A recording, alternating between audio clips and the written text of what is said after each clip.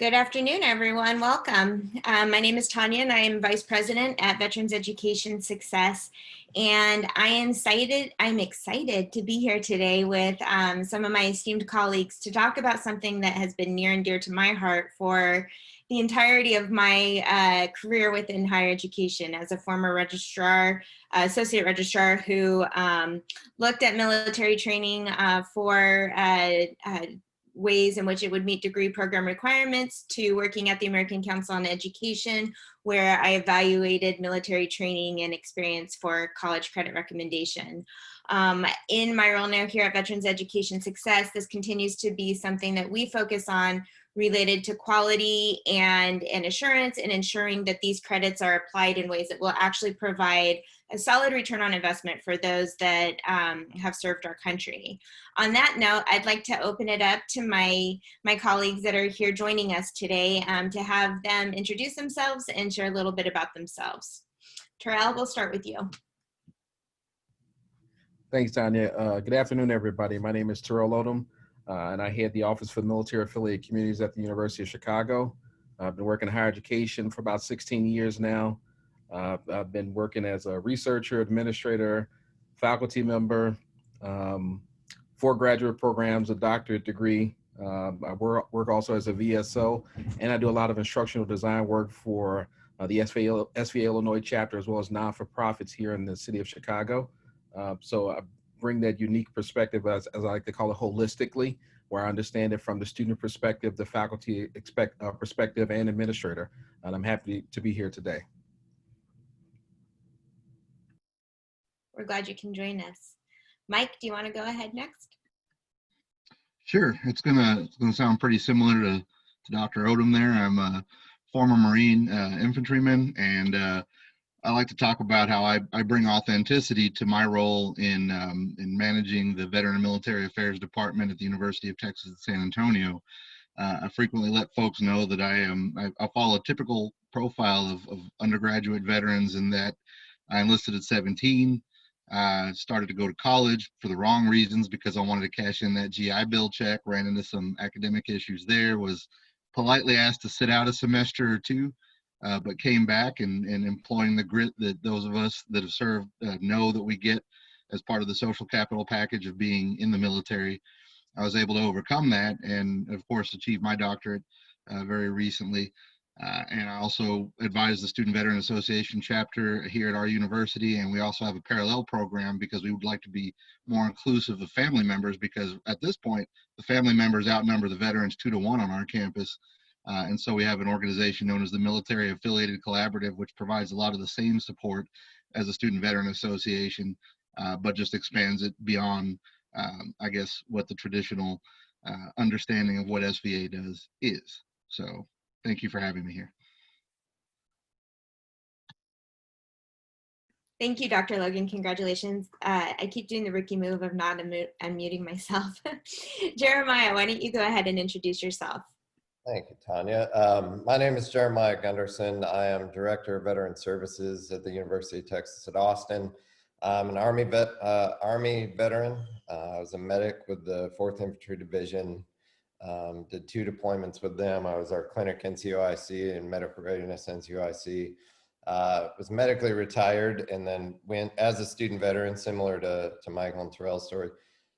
Student veteran using GI Bill, went through and got 2 degrees under the GI Bill. First gen, had no idea what I was doing. Learned very quickly. I had no idea what I was doing. So I had some experience and can really feel what students are going through. After I finished grad school, I got a job. I was a contractor with the VA for a year, doing those DTAP briefs everyone loves so much. I oversaw the team at Fort Hood that gave those briefings. The VA portion of it, became really familiar with VA benefits and programs. I also facilitated the Fort Hood Suicide Prevention Program for a year. That's always something that's been really close to my heart. Then landed at UT about 7 years ago, and took over as director about a year later. Been doing that ever since. Also our SVA advisor, and just figuring this out along with everyone else, just to have the whole world turned upside down and have to start all over back in March. So now we're trying to figure out what this this entire thing looks like in a whole new operating environment. So thank you. Yeah, we are. I'm really excited to have each of you guys here and to be able to hear your thoughts on different things. I did want to let participants know that there will be time for Q&A. Please go ahead and submit your questions through chat to everyone, and then those questions will be sent over to me. And if there's times where we feel like they're better to be interrupted, so to speak, during that time, we'll go ahead and pull that question in at that moment in time. Today is really less of us talking at you and more of us having a conversation amongst the four of us about this topic. And so, as we've talked about, it's estimated that approximately a third of all veterans seeking employment are underemployed. That's approximately 15.6% more than their civilian counterparts with similar experience within the workforce. There's a number of factors that are attributed to this, but one of them has to do with the lack of ability of translating military training and experience into civilian language.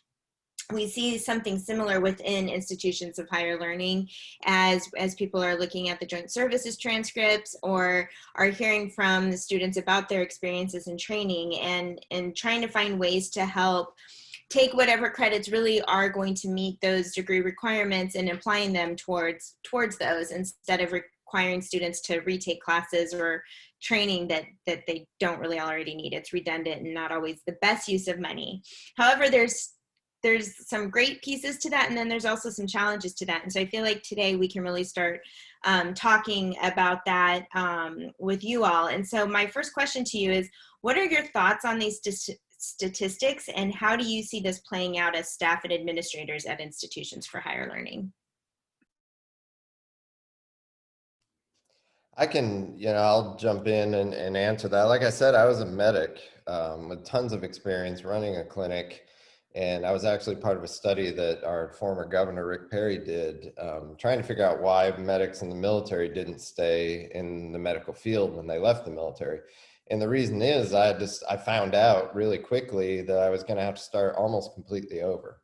I mean, I was qualified to do minor surgery in the field in the Army, and the day I left the Army, I wasn't qualified to take a blood pressure. So there's really a gap between knowledge and experience and then how that translates into the civilian field. And we see that across the board, and I think you alluded to it. I'll definitely agree with you, Jeremiah. So again, as a medical professional in the military, I was actually a Navy corpsman, spending most of my time with the Marine Corps. And I remember when I got out of service years ago, looking at the community college, initially wanted to go pre-med. And actually get into jump from pre-med to the PA program. And they wanted me to take classes such as, basic nursing skills, bedside manners. And I'm looking at them like, really, I've got credit for this already. I already know how to do this. And even once they evaluated, it was called SMART transcripts then, but evaluated my SMART transcripts, and the college said, well, we can give you, this block of credits. And I'm looking at them going, again, I don't need to take these basic courses. Terminology, again, this is something that I've been doing for 10 years in the military. I don't need to take these. So there's a huge gap in there. And I think a lot of it comes from the institutions not understanding exactly what a person can do. In the field, again, as Jeremiah just spoke, as a Navy corpsman, as an Army medic, I've done some things that some medical residents haven't done. Some new faculty or, on staff or new physicians haven't done in the field. I can do sutures, I can do central lines, I can do surgery. Those types of things, especially doing it under duress in the dark, are some things that we as service members bring to that environment. I guess my attack to this is just a slightly bit different, not coming from the medical field, but coming from the front line, from being in infantry, as Doc Odom can attest to. So my big challenge wasn't necessarily being able to demonstrate a technical skill set that I had achieved in the Marines, because as you might imagine, infantry skill sets is on the technical side aren't all that desirable in places like call centers or anything post-military. And so my real challenge at that time is basically a 22-year-old was being able to articulate the social capital, the leadership skills, really being able to sell what I had learned and how I had developed in the military and how that translated into making me a desirable employee post-military. And so, as a lot of veterans can attest to, once you come out, you're very well equipped to discuss in depth your technical prowess, the achievements that you've made, maybe some awards that you've gotten, but without some development, some mentorship, and some training, it's extremely challenging to just be able to really translate what you've gotten as far as social capital from your time in the military into how that would be something that is desirable for employers that are looking to hire specifically veterans. And so in the higher education arena, I have, at least what I've seen, is a lot of feedback from employers talking about, we really want to hire veterans because they're well disciplined, time management, good leaders. But what they would like to see is better preparation while in the higher ed environment, as far as being able to articulate those transferable skills so that they can interview better, and so that they can be generally a better fit for organizations beyond technical expertise. Yeah, I'd like to echo that as well, because that's another thing that we noticed. And I think SVA National has talked about some of the stats are like 62 to 65% of veterans are first gen. And that was kind of the situation I was in. I had no idea what I was supposed to be. My undergrad degree, I went to my advisor and I said, here's all my credits. What degree can I get the fastest? And I think that's a common story across the board that we see. And they said, well, political science. I think they gave me 3 options, but that always interested me. I said, sure, I'll do that. I had no specific interest in it though, and I had no idea, should I do internships? There was no one really guiding me on what to do next. And I think we see that, I think that's the disparity that we've seen, and nothing against our brothers and sisters in the officer ranks, but the disparity I've noticed in being involved in, excuse me, programs like 4Block and other things. Our undergrad, first gen, former enlisted veterans are terrible at selling themselves. They do a terrible job of articulating those skills that Michael talked about. They do a terrible job of really selling employers on, this is the value I bring, not only in the resumes. I think we get hung up on resumes a lot and translating bullet points and resumes. I think it's more the individual veteran selling themselves while they're standing in front of an employer, a committee of employers. And that was something that we recognized last year that we really need to do a better job is veterans being able to sell themselves and know how to market themselves. Networking was not, I would say it was not only considered unnecessary in the enlisted ranks, it was often frowned upon. I mean, going out and networking outside of your squad or, even outside of your platoon would have gotten you in a lot of trouble. Whereas I think the officers have a better opportunity to network within their branch. So networking skills are another area that I think we lack in a lot of our students. You all touched on some really good points, and I kind of wanted to circle back around to a few of them. The first one is, we'll just follow up on this since we're already here. But the JST, when we would, when I was at ACE and working on it, and I know Michelle still works very hard on this, is creating the JST so it's not just something that schools can use for potential credits and it's for credit recommendations, but it's also something that service members and transitioning service members and veterans can use to translate their military experience into civilian language for resumes. But as you've said, that doesn't always translate then into how they're communicating that experience. I would take that back to institutions of higher learning too, so that when they're meeting with service members or veterans and the schools are looking at their training, there's a certain sense of lack of ability for them to almost like advocate on their behalf to say, hey, like, I've actually done this work and this is what I can do, and I am capable of doing this. So can there be other ways that you can look at this and help me bridge some of those gaps within that training so that I don't have to, retake some of these, bedside manner classes. But then there's also a certain sense of addressing some of the, like yesterday I was talking to a student veteran who was like consistently like diminishing her experience and saying, oh, well, it's not that much, it's not that much, it's not that much. When in reality, they have much more experience than their peers that are like your more traditional students, or even some of their some of their peers within their post-traditional age groups. And so it's kind of, you know, how do you build out that confidence both to advocate for themselves related to credits at an institution of higher learning and then also when they get ready to go into the workforce. So I think if you guys have answers, I've never quite found the answer other than just continuing to like encourage and mentor and push them to have a voice. But it's something I've seen on a fairly regular basis. If I can, Tanya, I'll definitely say when I worked in the community college setting, even now here, so at the University of Chicago, I speak with the students, and while I'm speaking with them to understand them, I said, let's have a bragging session, right? And it's not bragging on, you know, what awards you have. I know what the awards mean, right? Let's talk about you. Let's brag about you. Let's brag about your professional development. Let's brag about your extracurricular activities, etc. And as I'm listening to them, I'm making mental notes of all the different skills that they've identified to me, right? And this is prior to them going through even the admissions application. And I say to them, now, take all this information that we just discussed, and how would you sum this up to someone who's going to allow you into the University of Chicago, or someone's going to allow you to work for them?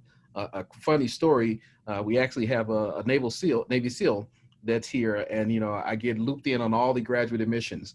And their concern with the student was whether or not he could adapt. Does he have the ability to be a full-time student because he's also working, he has a family, etc. And I started laughing. And, you know, they're like, what's so funny about it? I said, well, you know what my job is? I explained what I did in the military. I said, I can do it under duress. I said, multiply it by 10. That's what this guy can do.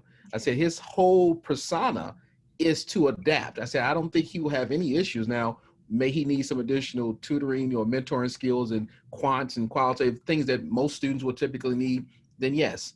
And even with the undergraduate students, again, whether that's this current setting or the former, explain to them, you know, you're going to be in a classroom with a lot of, you know, traditional students. I hate to say children, right? But traditional students who don't come with a breadth of experience as you do. And even in some cases, the instructors or professors, in some cases, right, they feel a little out of place because, you know, their viewpoints are the viewpoints of the classroom, pretty much, versus talking to a 25-year-old veteran who's seen some things, you know, has been around the world twice, maybe, right? May have been married 2-3 times. So they have some experiences to bring to this conversation, and they may not directly correlate with the instructor. And I tell them all the time, you have to put that out there and show that, you know, these are the types of skills if you want the academic environment to be rigorous, right? You want to, you know, pressure inquiry. Veterans bring a ton of skills, not just into the administrative side of the house, but also into the classroom, because it'll also urge and, you know, almost pressure those traditional students to speak up more about their different experiences. So. Mm-hmm. Yeah, it's very much about the military civilian divide, right? And breaking down some of those barriers and some of those stereotypes.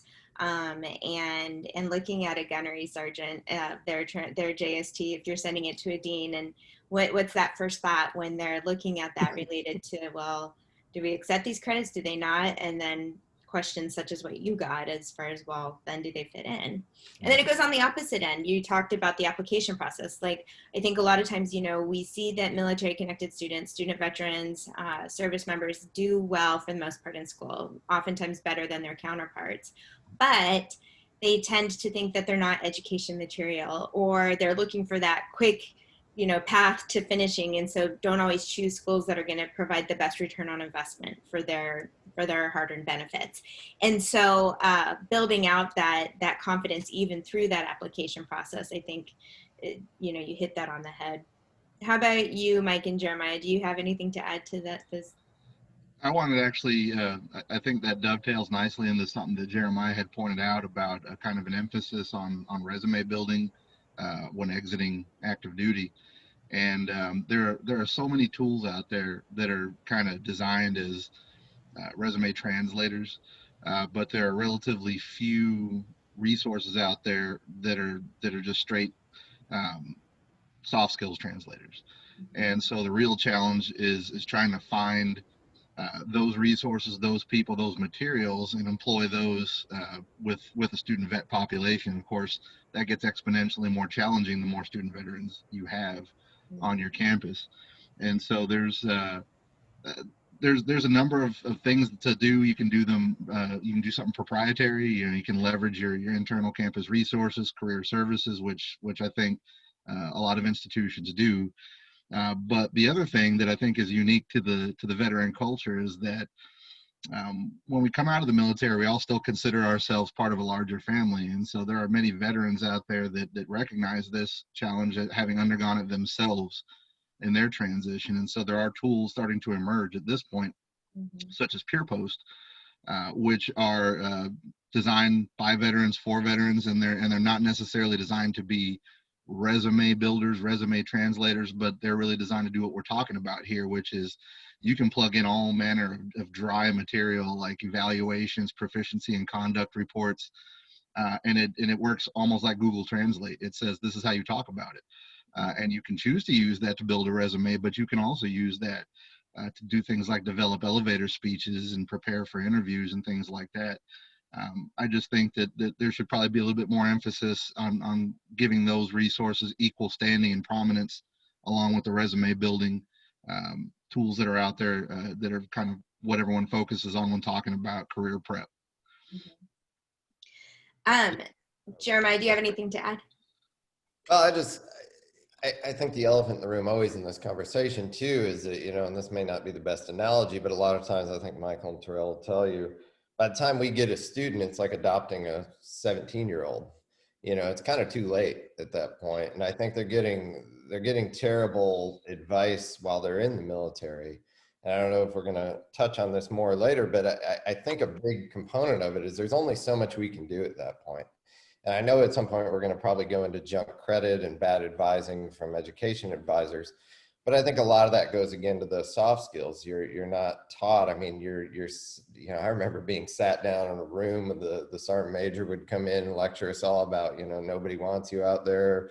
You need to just re-enlist. There's no jobs for you. There's nobody that wants to hire you. You're all uneducated, and just like this strange abusive relationship we all had in the military. And it's, kind of incentivizing us not to be confident and telling us why we shouldn't be confident, why nobody wants to hire us. And it's strange that you come out with that attitude, like, yeah, there aren't a lot of jobs. He was right.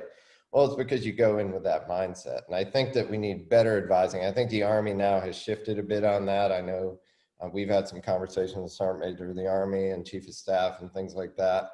I know Community College of the Air Force has done a good job of advising. I think the old mindset was, well, if we educate these people, then they have no reason to re-enlist and stay in the military. They can have other options. And I think the Army's realizing having an educated, military only benefits the military. And I think that we as civilians on our side that see what we see, again, by the time we get these people, when it's almost too late, working with the military to help advise them on how to prepare these people better.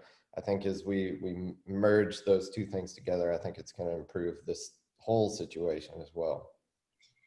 Yes, and that actually helps lead me into my next question, because I do think, we're having a great conversation around the workforce piece, and I think we have to have that conversation, but the whole, higher education is that pathway into the workforce. And so let's talk a little bit about like the higher education experience and ways your institutions are addressing,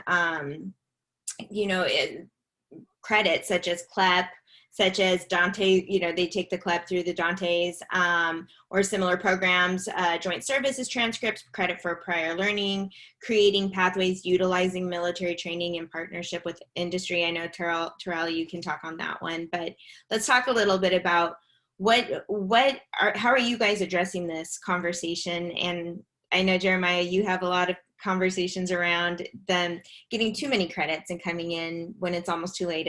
That's why that was, excuse me, just kind of kicked over a cup.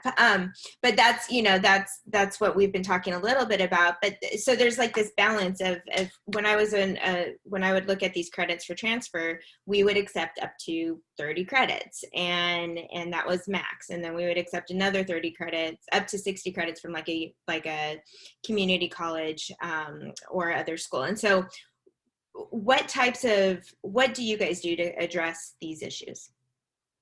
That was a really long way to get to this question, but.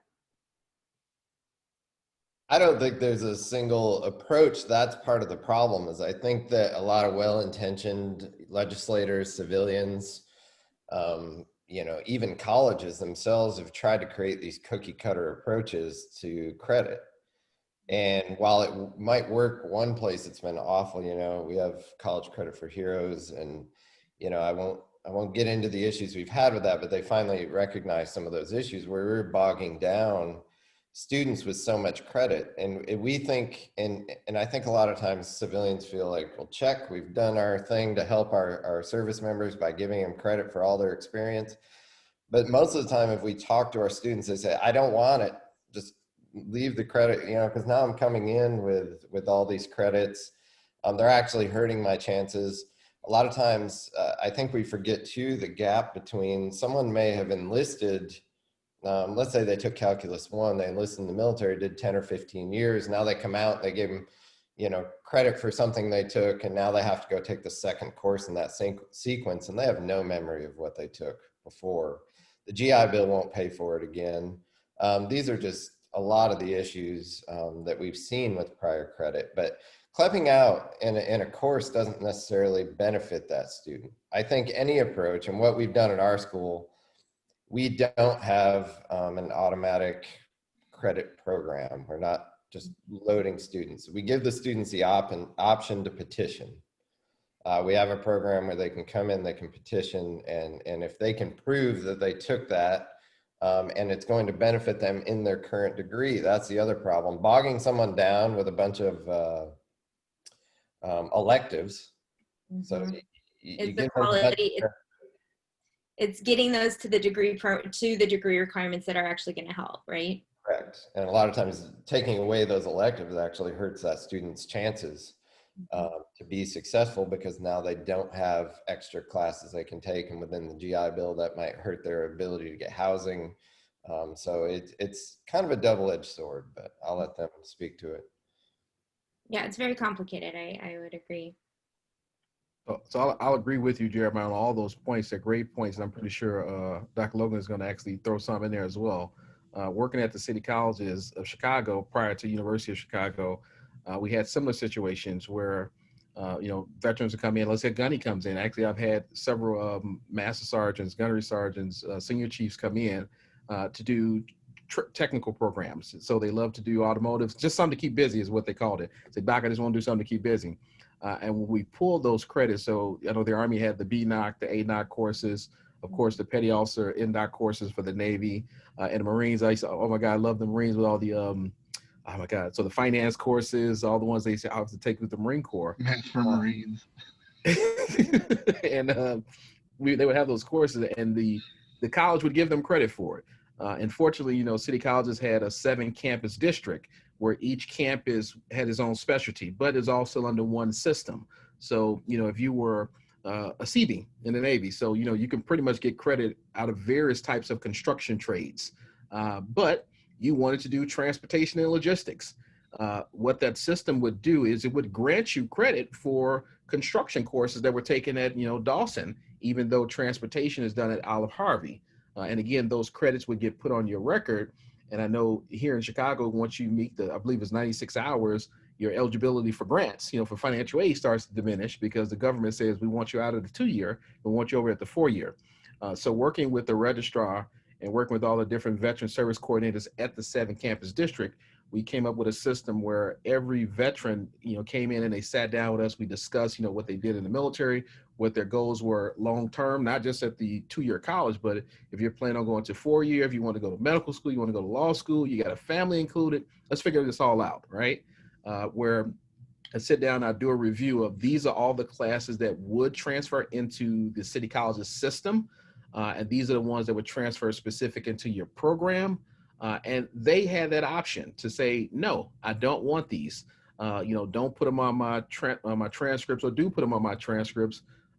But unfortunately, it was that one-time deal. Whereas if you had them added, you couldn't come back later and say, oh, well, now my grant money's messed up, I want to take them away. But you could always come back and revise to get more credit put on. So sit down and having that conversation with them and explaining this is how it's going to hurt your financial aid, your family. It's going to hurt your, help you. advancing your degree faster, because you may get some veterans again or service members who come in and say, I just wanted to get a degree in something so that I can do my graduate program. It's funny, I just had a student who's similar. She's actually a captain now in the Air Force. She went from enlisted to now she's a social worker. And I've kept in contact with her over the past 12 years, I think it is now. And she wanted to become a social worker. She said, I don't care what my undergrad degree is in. I just want to get there the fastest. So that was a viable option for her to transfer the bulk of her college credits into that particular program so that she can get to her graduate program, which worked out for her because now she's back in active service. But again, it's going to be different depending on the person that you're dealing with. I'd like to drill down kind of into the heart of what Dr. Odom was talking about here, and that's we're of course talking about the challenge of maximizing credits towards graduation, and so part of the transition process from military to civilian to student is actually this whole indoctrination about you're undergoing multiple identity changes at once, and that's already tough enough for a civilian who's transitioning to higher ed, learning this whole new complex culture and bureaucracy. And so one of the big challenges, and I kind of like your approach there, Dr. Odom, is that a veteran may show up with a JST or CCAF transcript with all kinds of stuff on it and say, I want as much credit out of this as I can get so I can get to the finish line as fast as I can, without really understanding the complexities of how credit kind of plays out in the end game, which is employability, right? And so a veteran might come in and not understand that although an institution, and I'll use mine as an example, an institution will accept 100 hours of credit, but your individual program, your college within the institution, may only accept 15 of those hours, right? Because in their judgment, those are the hours that you can skip, but the rest of it you're gonna need to develop. And it may not even be a question of technical expertise. It may be a question of, yes, we recognize that you know how to do task X, but do you know how to do task X in this environment? Do you know how? There's other complexities, because at the end of the day, that department is just as concerned with postgraduate success of their students as the students should be, because of course, that drives reputation, future enrollment. And so I think it's very important to keep that communication line open, just like Dr. Odom's doing, where you're not just being a bureaucrat and telling the student, here are the hours that we're going to apply, have a nice day. It's trying to explain, here's the methodology, here's why we're choosing to give you credit for this or not give you credit for this, and here's what it's going to do for you at the end, and here's how it's going to benefit you when you enter the workforce. Having had those experiences here, even though you may feel like, well, I'm already proficient, sure, but practicing in the field takes more than understanding how to proficiently perform a task. And so really the only way to accomplish that is to find a way as an institution to have that opportunity for one-on-one connection with your transitioning veterans. Because if you don't do that, then of course, then the perception is going to exist that it's a mechanical process as far as transferring credits, and that will lead to disgruntled folks thinking I'm not getting enough credit for what I did, when in reality it's much deeper than just do you know how to administer an IV? Do you know how to administer it in this environment, using these terms, or this sort of thing? And so that's just as important as being transparent about the transferability of credit, is the methodology as to why certain credits are chosen over others. And I think, going back to the previous analogy I used, adopting a 17-year-old child, we all work for top tier universities too. We work for universities people have to apply to. We don't have 100% acceptance rates. I mean, we're nowhere even close. It's extremely hard to get into UT Austin, and I'm sure your schools as well. So, our bigger issue, and the people we really need to hear this, is the community colleges. Our feeder schools are where we really see the issue. We can have those, Michael, Terrell, myself, we can have these conversations with students as they're transitioning into our institutions. A lot of times we're having the conversation too late, because they have 70 credit hours from a community college that they got in some sort of automatic credit, and only 50 of them count toward their degree at UT Austin. It's too late at that point. I think we have an issue with community colleges and smaller, maybe some for-profits and things like that, where they're competing for GI Bill dollars. None of us have a need to do that at our institutions. We have more applicants than we have seats for veterans, but other schools, that's not the case. They really count on those GI Bill dollars. And I think they're using credit to kind of lure students into their institution. I don't want to say that they're all, bad. They're not bad institutions. I think they're well-intentioned. But I think that through that, offering, well, we'll give you 20 credits. And then school down the road says, we'll give you 25 credits. And a lot of our military people think, well, that's great. They like veterans more. They're more interested in me because they're willing to give me more credits, without anyone ever really explaining to them that that's just because somebody's offering you 25 credits doesn't mean they're good credits. And we've actually had students where they've been told they would get those credits and then find out that they still have to complete the same amount of requirements at that school that they would have at X, Y, and Z school, and it ended up costing them more money. And so, yeah, we've seen that. And that's where I think the education on the military side comes in, because we sit people down in briefings. Don't get payday loans. Don't go to this car dealership. They're going to rip you off. We need to have more of those conversations about higher ed. And I remember before I could use TA, I had to go to our education office, which had a community college sitting in it at Fort Hood. I won't get into which one. I ended up going there, and they were good to me. But I think I went through like a 15-minute briefing to check a block to say, now you can use TA. Mm-hmm. It taught me very little, and I think we need to do a much better job in the military. The United States government, and if anyone at the VA is listening to this, you invest a ton of money into the GI Bill, and I'm sure that we want a good return on investment. That's why, which I don't always like, I think it's really bad for our students, where we force students to only take classes that are in their degree plan. I've been an advocate of expanding that for a long time. I think it hurts our students. But I understand why they do that. They want a good return on the investment. But if you want a good return on investment at the VA for the GI Bill, I think we need to focus on the quality of credit. Mm-hmm. Credits are like calories. They're not all good. Can I add also at DOD because of TA? Like, I think it's both, DOD, right? of course, not just pick on VA. It's also DOD, you're correct. And if I could, Jeremiah, I won't say the institution either. I've been doing this quite some time, right? And I remember that, accreditation is a huge component that most service members, or many service members, don't look at. I had an unfortunate situation, literally, I want to say maybe 2 years ago, where a young lady was working in a position that our organization was partnering with them. And I'm a very friendly person, plus she was a Marine, so I was having a conversation with her.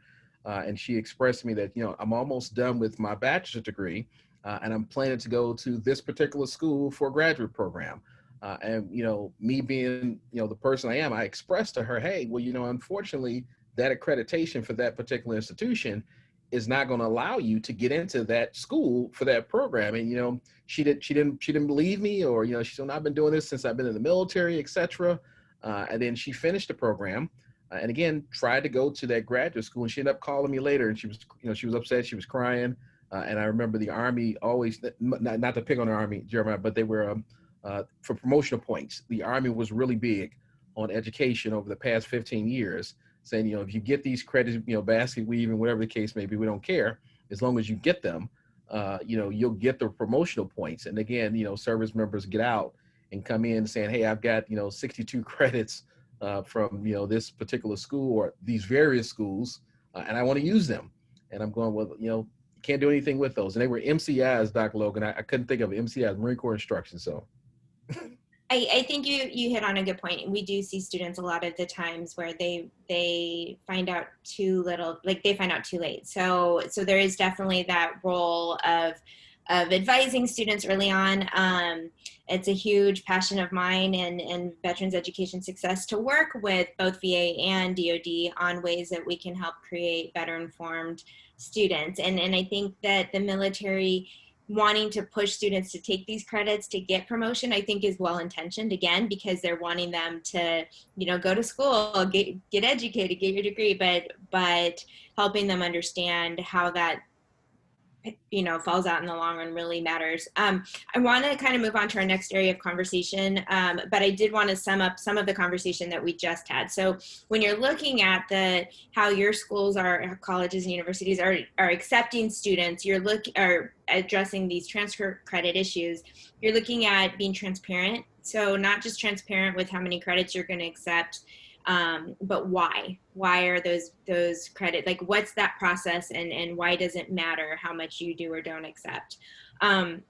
With that, I was thinking back to both of the two of you talking about your EMT experience or your medic experience within the military. And there are schools that I know who have looked at that training and then found ways to incorporate that and then fill in the gaps with the training that might be required for credentialing outside of the military. And so I do think that there's ways that we can do that. And I think that there's a lot of missed opportunities in those fields, because there's ways to build out that. And Terrell, we'll touch a little bit on some of what you're doing with the public-private partnership in just a minute. But then the next one you all three touched on transparency, but the next one was individualized support. So it's not just a one size fits all. And there's a lot of times, there's been so many times where I'll speak to a room of veterans, and it doesn't matter if there's 10 or if there's 300. You ask them, how many of you are doing what you did in the military? You see maybe one or two raise their hands, and that's about it. And so helping explain that credit isn't always necessarily going to help you, that's important to show. But then for those that do want to continue focusing on what they did in the military, we don't want to waste that training and experience. And we want to find a way to kind of create that bridge to help them finish what they've started in a way that will be best for them.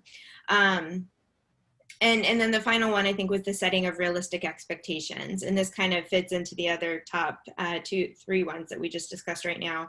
As far as if you come here, these are the credits we're going to transfer, and this is why. And so, but this is what you can expect then, and how it will impact you. So it's not just the transparency, but it's, before they even apply, or I hear there is that whole, like, they're not giving me credit where credit is due. And it's not about not giving them credit. It's about actually helping them be get the best return on investment, not just for their education, but also for their training within the military. What can you do to bridge these two to create something that's going to be a really powerhouse when you hit the civilian workforce? Do you three, and we're already at 1:46, and so I want to provide time for questions and talk on the next 2 pieces, or one and a half pieces. Do either of you three have anything to add to that? Did I miss something there? All right.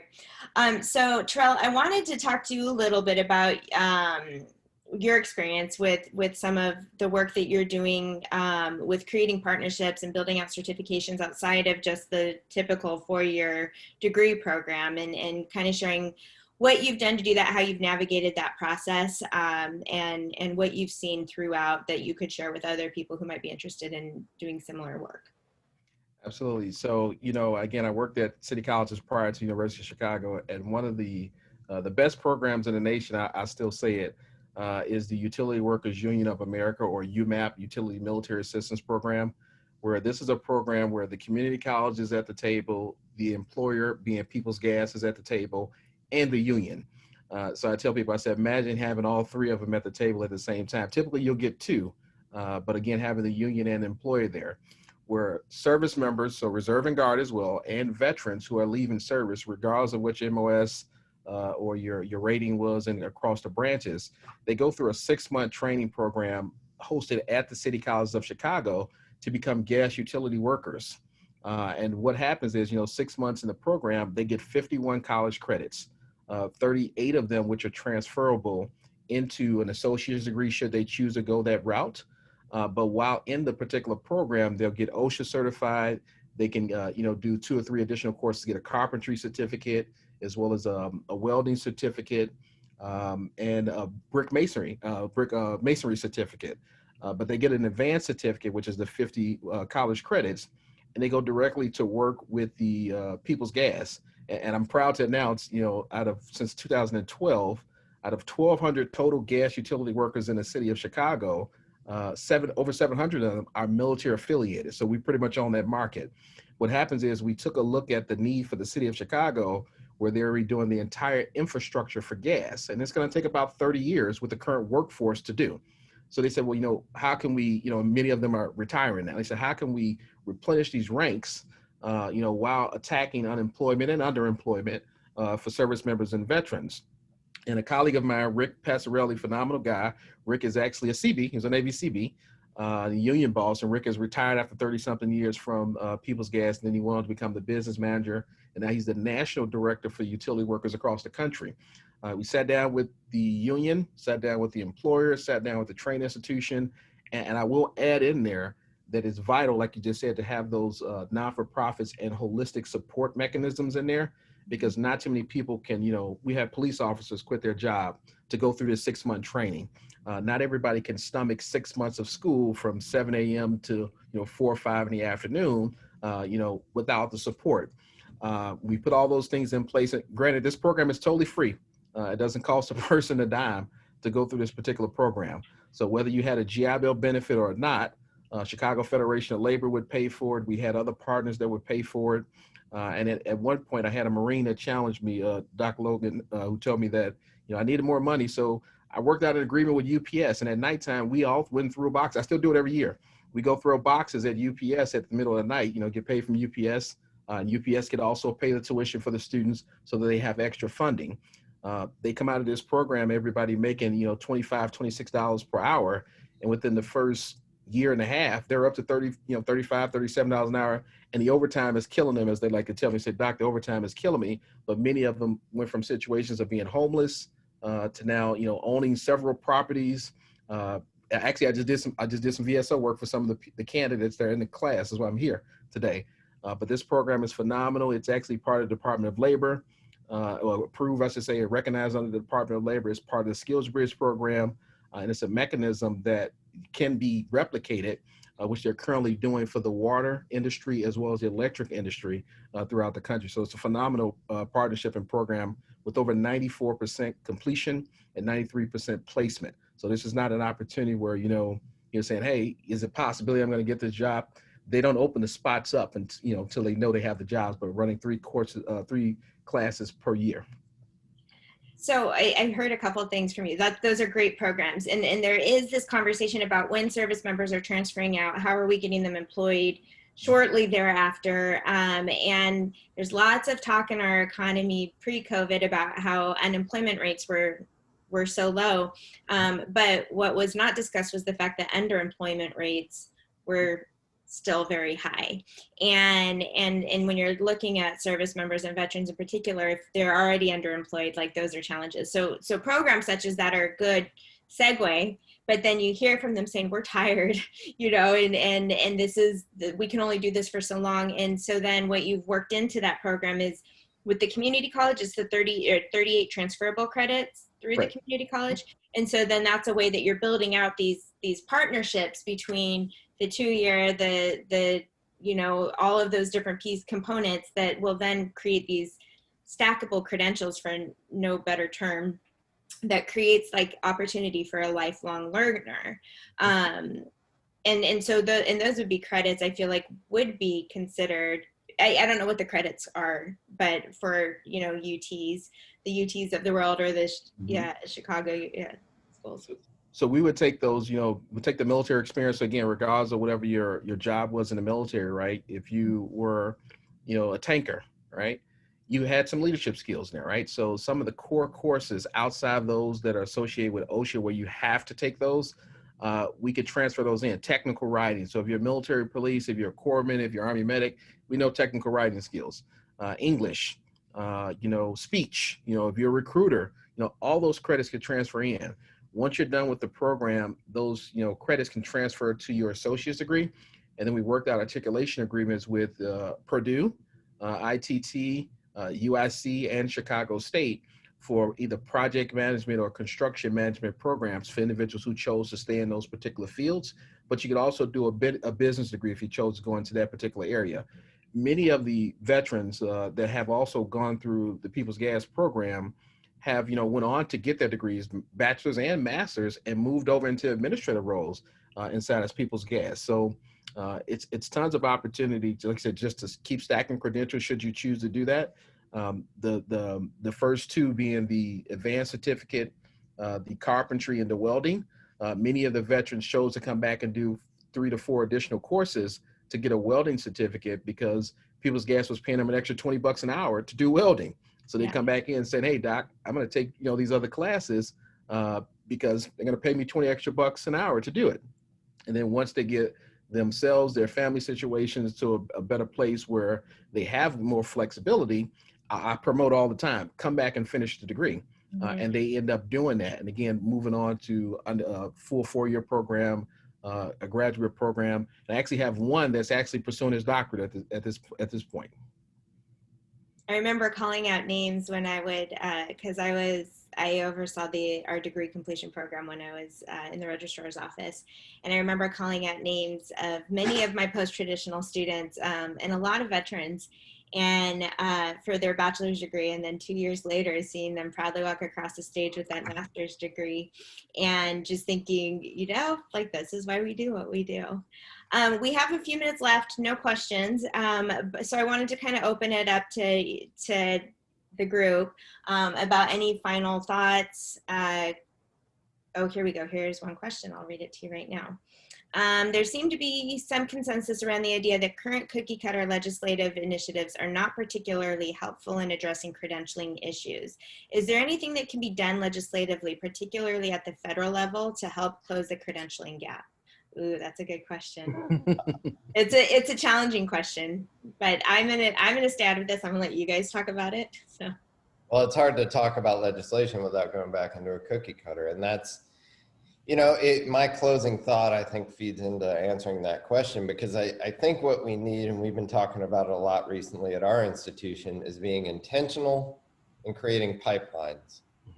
We need pipelines. I think that's been an agreement in the UT system for a long time. Our previous leadership, we need to go work. There needs to be a better handshake. Right now, there's this unwillingness of the DoD to let institutions on, but every time you go, there's a whole bunch of for-profit schools tabling on the bases. They're not getting good advice. And I'll beat that point to death. If we had legislation, it needs to be that we need better advising for our military members. And that needs to be a top-down commitment to create pipelines to go to, the old Private Snuffy example. Private Snuffy, what do you want to be when you leave the military? It doesn't matter if it's 4 years in your initial enlistment or a full 20-year career. What do you want to do? Then work with people who are actually knowledgeable in the industry across the board, no matter what they wanted, whether it's oil and gas or whether it's business, whether it's, welding, it doesn't matter. Figure out what steps they need to take along the way to be successful. If we had legislation, it's not about giving people credit. That's the part I think we keep missing. It's about education, and where we are failing miserably is educating our service members. Yeah. So Jeremiah, get out of my head. But I think I'm going to do the same thing. I'm going to try to answer that question while kind of throwing my parting thoughts at this, and that is one thing that we don't really talk about, and I don't mean we as in this group here today, but we as a society and higher ed in particular talk about, is how veterans tend to currently be viewed when you see that on a form or on an application and the box is checked, it's a status, when in reality it's a culture. Veterans they share a lot of the same kinds of intersectionality that other cultures do. There's LGBTQ, women vets have unique experiences, the different cultures of the branches, even different cultures within the branches, because someone who worked in the medical field is probably going to have a very different take on things than someone who maybe worked in the logistics field or in a combat arms field, with the exception of a doc like Dr. Odom there, who kind of had a foot in both, and also Jeremiah. But institutions tend to follow that as well. They don't view veterans from a cultural approach, from a cultural perspective.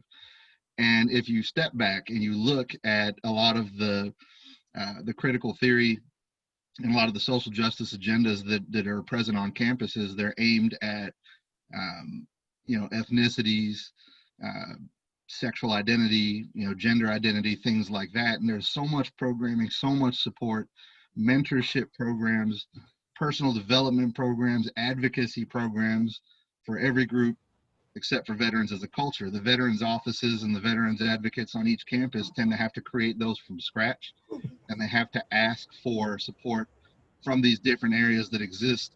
And usually they have to leverage veteran intersectionality. Like, hey, I got a lot of first gen, so maybe the first gen folks can pitch in and give me something, and et cetera, transfer and all that.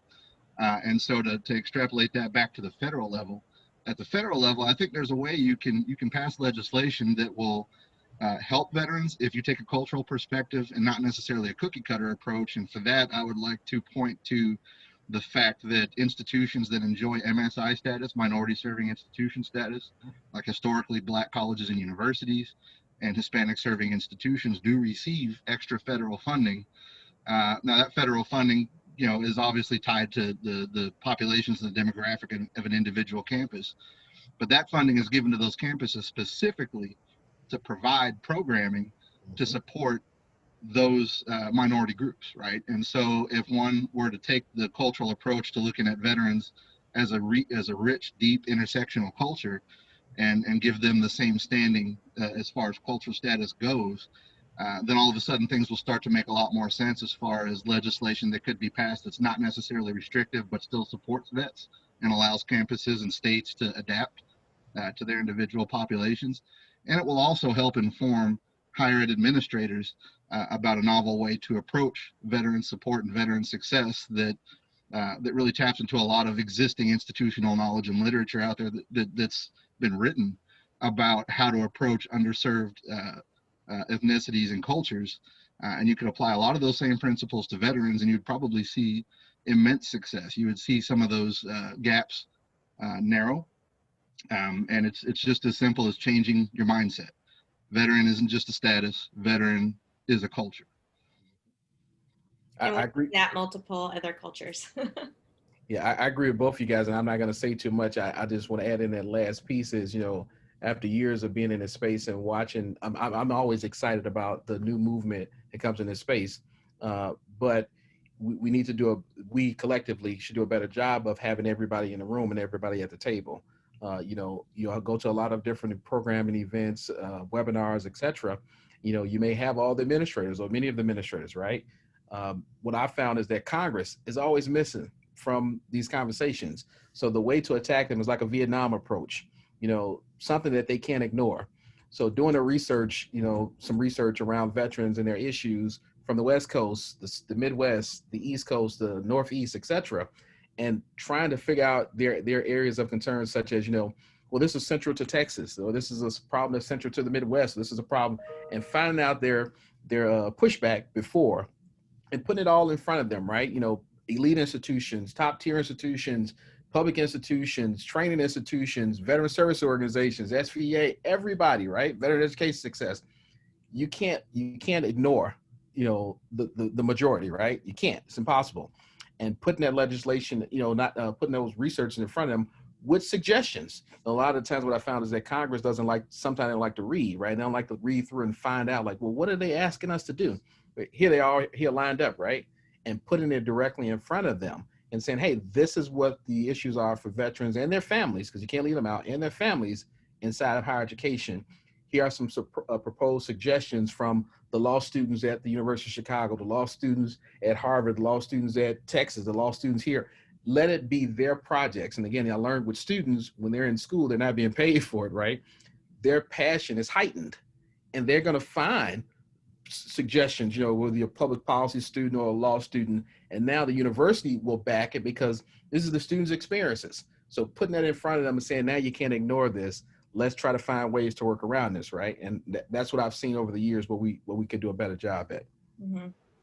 Well, thank you, gentlemen. I appreciate all you said. I do agree. I think that making sure that policymakers are at the table for these conversations is integral. And if you're looking at easy, like low-hanging fruit related to policy and federal policy, I think the first one is just the transparency piece. Like, ensuring that programs are transparent with their transfer credit and why that transfer credit is or isn't accepted. I think that's good for students, and many schools are doing that, but there are some schools that still aren't always as transparent. But there's definitely, I think, room for roundtable conversations and further discussion on these issues at a federal and a state level, and then even a local community level.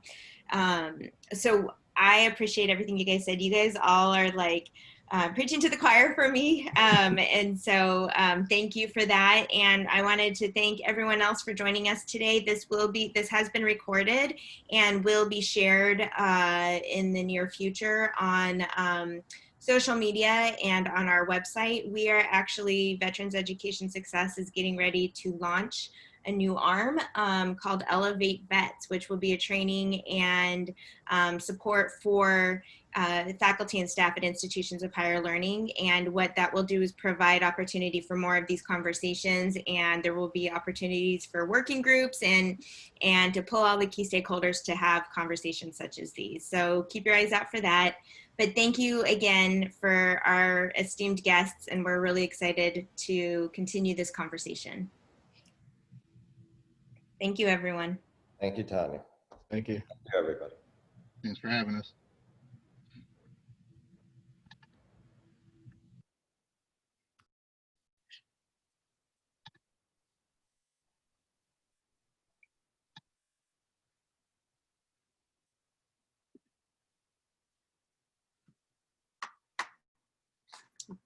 Barrett and Mike, are you guys on?